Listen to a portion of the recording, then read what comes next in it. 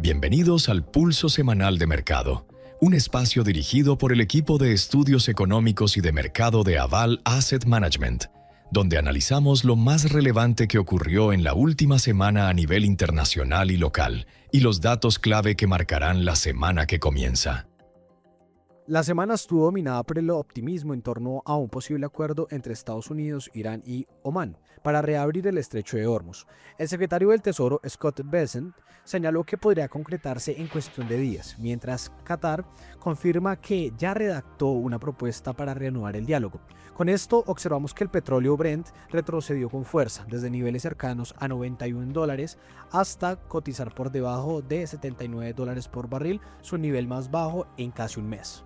En Wall Street, la temporada de resultados del segundo trimestre siguió siendo el motor del mercado. Según Bloomberg, Caterpillar sorprendió al alza y su acción saltó hasta cerca del 8%, disipando temores sobre la demanda de equipos para centros de datos. Palantir, según el CNBC, se disparó cerca del 15% tras triplicar su utilidad y elevar su proyección en ingresos con un crecimiento de 93%, impulsado por su negocio comercial. Pero el evento más esperado, reportado también por medios como Bloomberg, observamos que fue el primer resultado trimestral de SpaceX como empresa pública. Sus ingresos crecieron cerca del 92% hasta los $7.800 millones, superando lo esperado. Aún así, observaron que la acción cayó más de 8% al conocer que el gasto en inteligencia artificial se disparó en más de $23.000 millones en el semestre, generando dudas sobre el retorno de esta gran apuesta. Finalmente, McDonald's también superó expectativas de utilidad, aunque con ingresos algo por debajo de lo previsto por el mercado. Con todo esto, las nóminas privadas ADP en Estados Unidos de julio sorprendieron a la baja, con apenas 44.000 empleos frente a los 65.000 esperados, contribuyendo a un debilitamiento generalizado del dólar y a un recorte en las expectativas y probabilidad de incremento de tasa por parte de la Reserva Federal en septiembre. En Colombia, la semana empezó con una fuerte volatilidad cambiaria. El lunes, el peso fue la moneda con peor desempeño en el mundo, tras conocerse que el Banco de la República de Colombia mantuvo su tasa estable en 12% en julio, una sorpresa para el mercado y al mismo tiempo un anuncio de un programa de acumulación de reservas por cerca de $4.000 millones, mediante subastas de opciones put. Hacia la mitad de la semana, sin embargo, el optimismo por Medio Oriente y la debilidad del dólar global le devolvieron terreno al peso, que volvió a liderar el desempeño regional, cerrando por debajo, de hecho, de los 3.150 pesos por dólar en la región.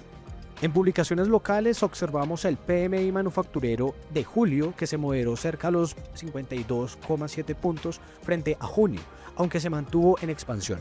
También la tasa de desempleo nacional subió de 8,1% a 8,2% entre mayo y junio, y el equipo técnico del emisor actualizó el informe de política monetaria con un tono más alcista, proyectando que la meta de inflación solo se alcanzaría hasta inicios del 2028 y mencionando que la inflación podría cerrar el año en torno al 6,9% en su variación anual. En los informes del equipo destacamos que el entorno de tasas reales altas sigue siendo favorable para la renta fija colombiana, en especial para los bonos nominales de corto y mediano plazo. También la temporada de resultados dejó buenas noticias locales. Ecopetrol más que triplicó su utilidad neta anual, ISA creció más de 50% en utilidad y Mineros reportó cifras récord por el alza del oro, ajustando al alza su meta de producción. El resultado más moderado fue el de Pay, el fondo inmobiliario, con cifras neutrales. Finalmente, para la semana del 10 al 14 de agosto, el foco estará puesto en inflación. El lunes conoceremos el IPC en Colombia, con expectativa en promedio del mercado de 6,2% en su variación anual, y los datos de precios al consumidor en China. El miércoles será clave porque conoceremos el IPC en Estados Unidos, con dato esperado de 3,4%. El jueves llega la decisión de tasa de política monetaria en Perú y finalmente el viernes cierra con las ventas minoristas en Estados Unidos y en Colombia. Bueno, esto fue el Pulso Semanal de Mercado, Continuaremos atentos a lo que suceda en el mercado en esta semana a nivel nacional e internacional y los datos clave que muevan la economía en la siguiente semana.